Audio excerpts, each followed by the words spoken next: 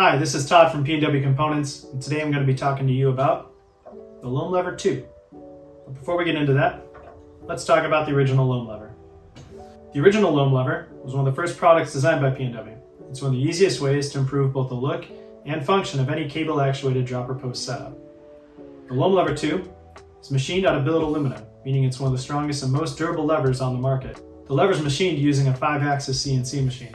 This means that we can make super precise cuts to shave as much weight as possible without sacrificing strength. The signature to the Loam Lever is our injection molded silicone pad. This silicone pad ensures that you've got a great landing zone for your thumb, whether you're wearing gloves or not, and in all weather conditions. Being a nice grippy silicone material means that if it's wet and cold out or hot and sweaty, you're always going to have traction for your thumb to make sure that you can always actuate your dropper post effectively. Along with that theme of all weather conditions, the Loam Lever comes with a sealed bearing and cover at the rotation point and stainless steel hardware. This ensures that the lever will perform in all weather conditions no matter where you're riding.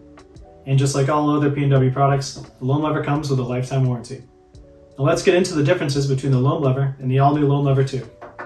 Riders have been stoked on the Loam Lever ever since it came out, but we have had two different requests: a wider range of adjustment and a larger contact patch on the thumb. So as you can see with the new Loam Lever 2, we've added 3 mounting points now, whereas on the Loam Lever 1 we only had 2. This gives you a wider range of adjustment on your handlebar to really nail down exactly where you want the lever to be positioned. The distance between the two holes on the Loam Lever 1 was 6 millimeters, whereas on the Loam Lever 2 it's a 7 millimeter gap between each hole, meaning you've got a total of 14 millimeters of range now. As you can see, the Loam Lever 2 pad is also increased in size compared to the original Loam Lever, and in shape too. The pad uses a convex shape rather than a concave shape, which allows you to get more thumb placements without having to be locked into one position. With this new size, you also can hit the edge a little bit easier and make sure that you're always able to actuate your post. We also have a nice chamfer here on the transition from the body to the actual grip. This again makes it a more comfortable pad to use, even if you're only catching an edge versus catching the entire pad. One last update on the Loam Lever 2.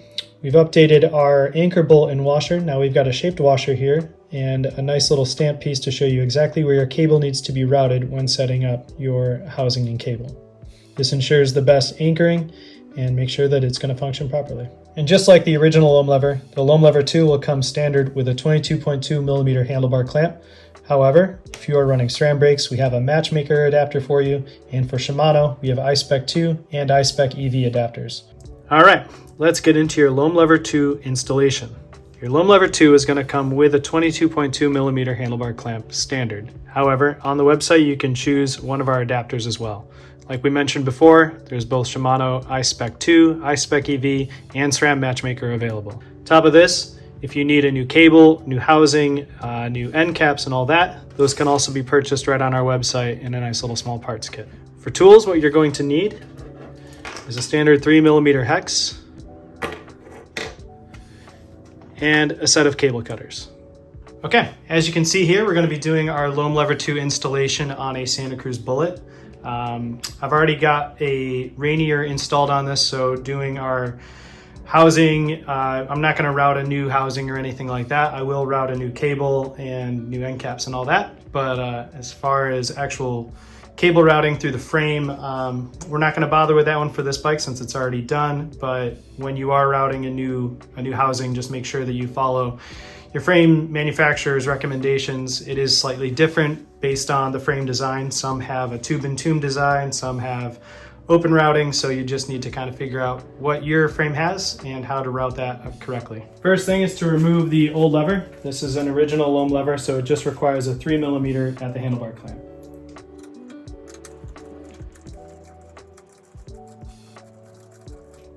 Once it's removed, just loosen up the anchor bolt to release the cable.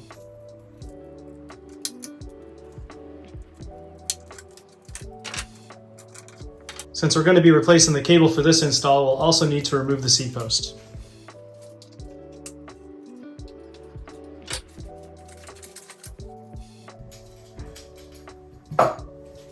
Push your housing through the frame until it comes up past the seat collar.